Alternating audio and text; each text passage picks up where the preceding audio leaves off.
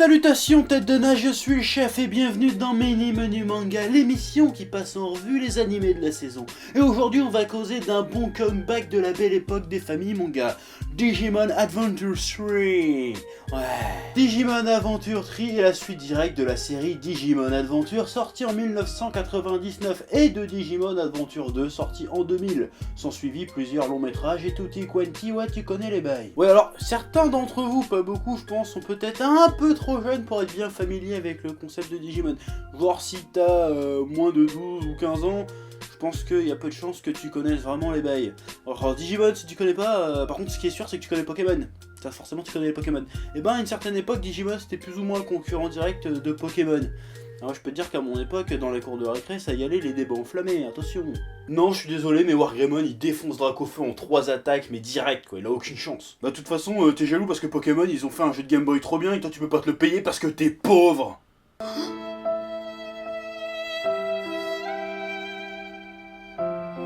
jour j'aurai un Tipeee. Bref, Digimon Adventure 3 est une série de 6 films d'animation produits par Toei Animation, dont le premier film est sorti le 21 novembre 2015 au Japon. Faut savoir qu'en dehors du Japon, chaque film est divisé en 4 parties, pour un total de 24 épisodes. Et aujourd'hui, on va causer du premier film, soit des 4 premiers épisodes, intitulés Saikai. Ouais, c'est pas Sakai comme oh là là, Saikai, il fait froid. Non, ça veut dire réunion. Ah c'était une blague de merde je sais ouais. Faudrait je pense envoyer un CV à Carambar parce que là il y a peut-être une carrière à faire là. Ouais. Bon et là tu te demandes très certainement de quoi ça parle, ou pas du tout parce que tu sais très certainement de quoi ça parle déjà. Mais je vais quand même te faire un petit résumé parce que j'ai envie, ouais ça me fait plaisir. Environ 6 ans après la fin de la première série, nous retrouverons Taichi Yagami et ses amis qui ont maintenant chacun 17 ans, vont au lycée et ont des préoccupations de leur âge. Problème, le monde est à nouveau menacé par les forces du mal, et des Digimon pas très gentils quittent le monde digital pour venir foutre le bordel chez nous. Du coup, nos héros retrouvent leur Digimon et redeviennent les Digisauveurs qu'on aime tant. En gros, c'est ça l'histoire, voilà. Et qu'est-ce que j'en ai pensé, du coup? Eh ben, c'était pas trop mal, mais c'était un petit peu long sa mère, quand même. Ouais, parce que j'ai dû me reprendre à 2 fois pour mater chaque épisode. Ouais, parce que c'est un truc un peu con qui m'est arrivé, c'est que je m'endormais systématiquement avant la fin. C'est dommage, quand même. Bon, j'avoue. Il se pourrait qu'il y ait 1 ou 2 épisodes que j'ai commencé à regarder assez tard le soir, hein, vers 1h30, 2h30 du matin. Hein. J'avais passé la soirée sur Rocket League avec Varobas et Baudin et les autres connards là, donc j'étais peut-être pas très frais, ok. Mais les 2 autres, je les ai regardés en début d'après-midi. Hein. Qu'est-ce qui se passe? Je lance un épisode de Digimon 3, 13h30, 14h, je réouvre les yeux, il est 18h. Qu'est-ce qui s'est passé? Hein? Heureusement que j'ai pas un vrai boulot parce que j'aurais été dans la merde là pour le coup. Alors de 2 choses l'une, soit je suis sujet à des crises de narcolepsie dans la journée, soit les épisodes sont très mous du cul. Je pense plutôt pour la deuxième solution. Même si je suis pas mal un feignasse en vrai, donc c'est pas impossible aussi. Mais, dans le doute, on va dire que c'est la deuxième solution.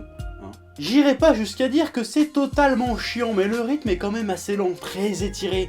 3/4 d'un épisode, c'est les persos qui se regardent ou qui regardent un truc. Et quand ils causent, ils mettent 10 secondes à se répondre. Bon, c'est peut-être pas tout le temps, j'exagère un petit peu, mais quand même, il se passe pas grand chose en fait. Alors oui, on a un Digimon plus mature, qui aborde des choses intéressantes, j'y reviendrai après, mais c'est du mature qui se la joue mature en fait. Déjà, ça se voit rien qu'au chara-design, qui tranche totalement avec celui d'origine. On passe du limite SD à grands yeux dynamiques et colorés à un style effilé, épuré, plus sobre. Et là, le mot est lâché, sobre, le mot clé, sobre. Le problème, c'est que c'est trop sobre en fait. Mais dans tout, à tous les niveaux, c'est trop sobre en fait. Et ça, c'est casse-couille. Parce que tu veux le faire plus mature, je dis ok, pourquoi pas. Mais faut pas confondre maturité avec monotonie. Il faut pas confondre monotonie avec chiant en fait. Parce que ouais, c'est chiant. Dire, à la base, tu prends des Digimon. À la base, tu prends des lycéens qui ont des animaux qui se transforment en espèces de méca dinosaures géants pour se foutre de la gueule avec d'autres méca dinosaures géants.